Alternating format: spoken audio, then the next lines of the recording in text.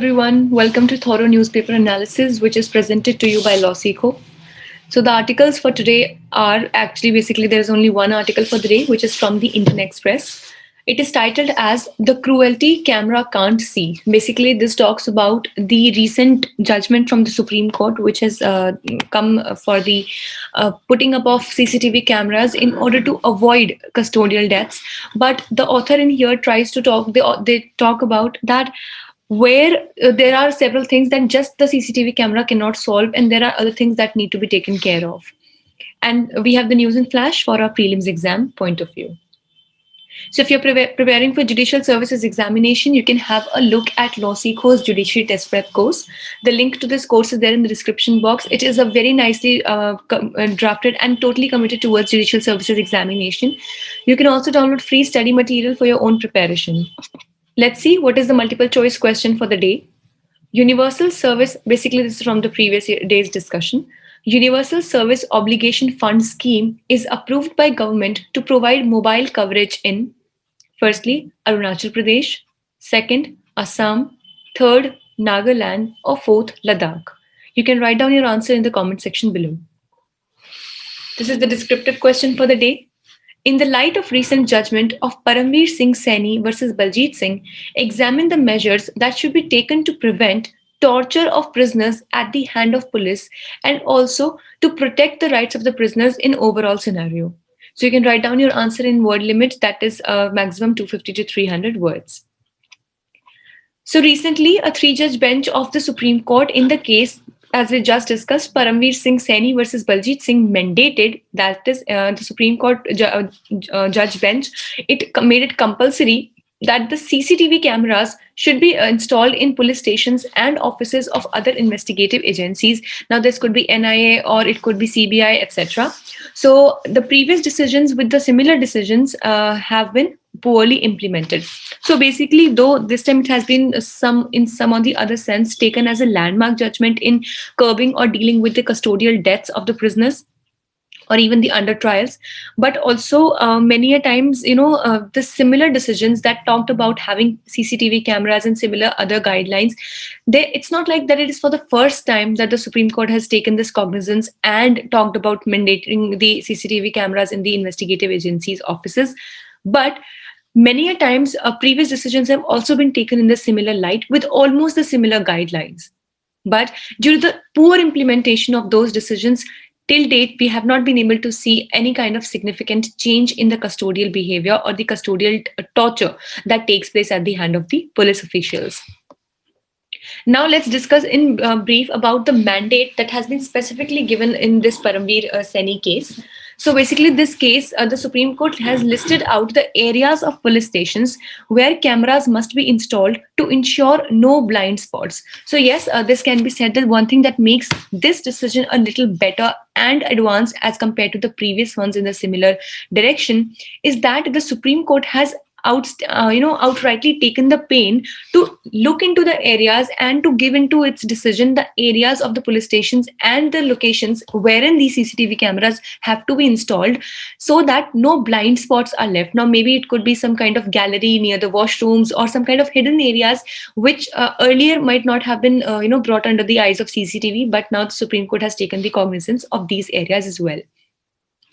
Then it asks for oversight committees to monitor the functioning of cameras. Now it also says that a completely dedicated oversight committee should be brought into picture so that these people who all are the members of the oversight committees, they can go and monitor the functioning of the cameras, whether or not they are properly working or not, and they're able to catch the audio, video or not, and stuff like that. Because many times we have seen that many places had the CCTV cameras, but they were either not working at all, or they were just not into the right direction or focusing upon the right or upon the wrong area in that room.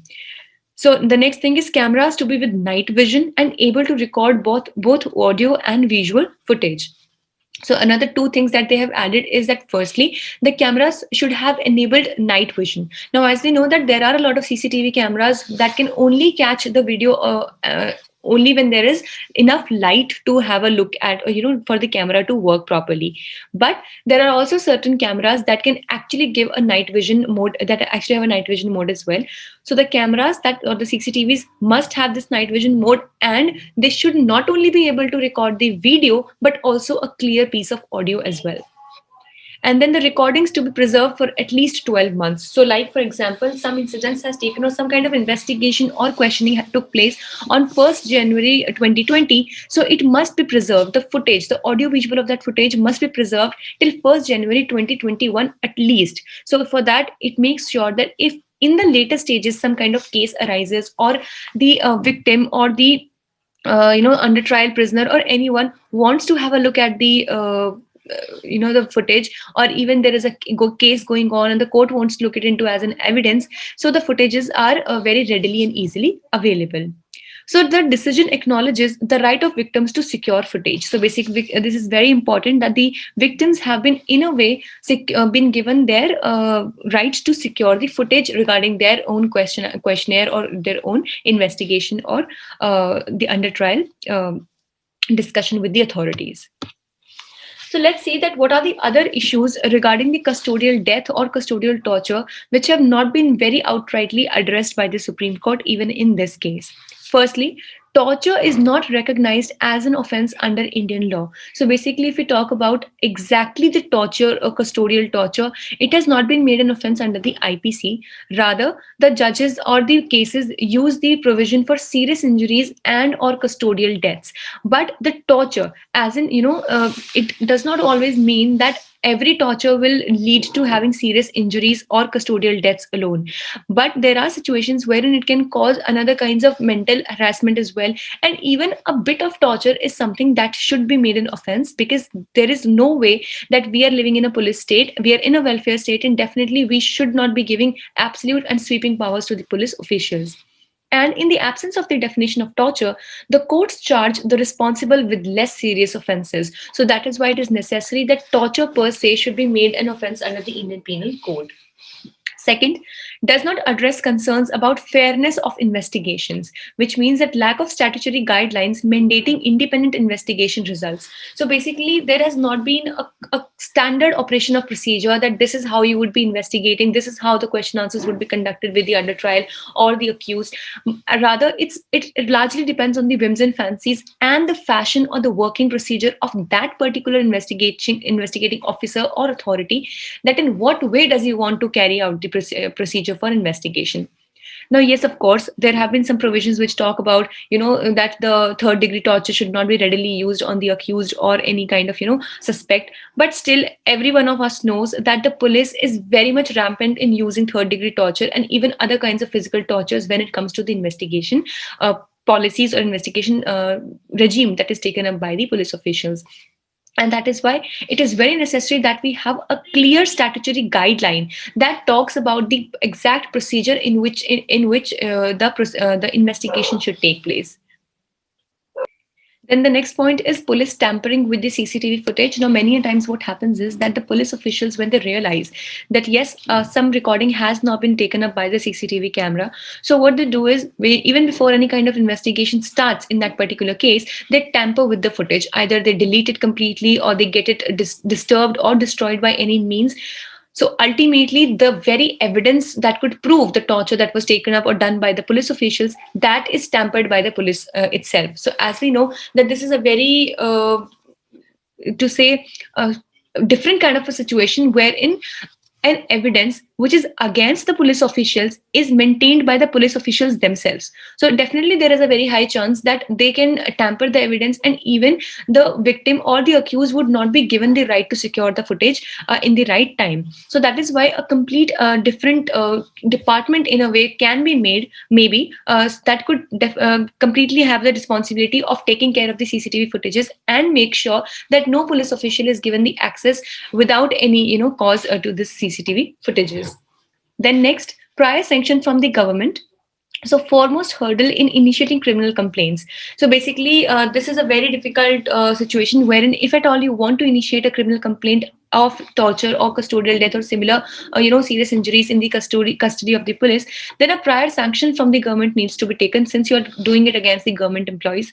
But this again becomes a very big hurdle, because so basically the courts, they grant protection regarding the atrocities to be done under official duty. So due to which it actually covers up, or it gives a blanket cover to the the torture taken up by the police officials, and that is why a more transparent system of filing the complaint should be brought up.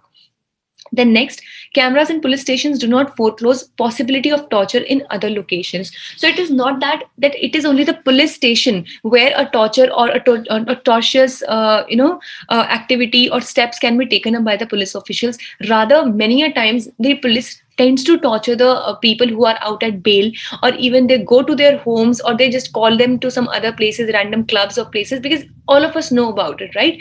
So it is not just that the custodial torture takes place only in the police station. So that is why some guidelines for that and the complaint mechanism for this also should be brought up by the courts and the legislation as well. And then there are other kinds of violence as well, like the extrajudicial killings, summary executions, and that too. So these are even worse than the custodial deaths. So in that situation also, the courts should be more cognizant about the entire scenario. With this, let's see what do we have for news in flash today. First, UN Population Award 2020. Basically, HelpAge India has been awarded the institutional in category. So it has been awarded the UN Population Award for the institutional category. This makes it the first Indian institution to be conferred the award. In 1992, JRD Tata was awarded under the individual category for the same award of UN Population 2020 of 1992.